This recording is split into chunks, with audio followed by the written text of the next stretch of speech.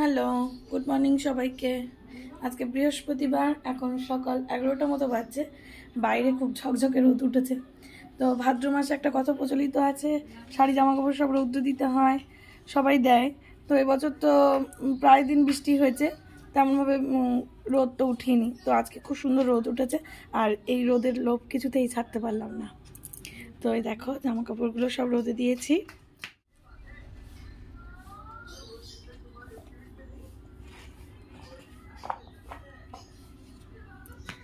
না, এগুলোকে আবার তুলতে হবে, তুলে ঠান্ডা করতে হবে, তারপর আলমারিতে গোছাতে হবে। তো তোমরা কারা কারা ভাদ্র মাসে রৌদ্র জামা কাপড়কে খাওয়ালে কমেন্ট করে জানাও।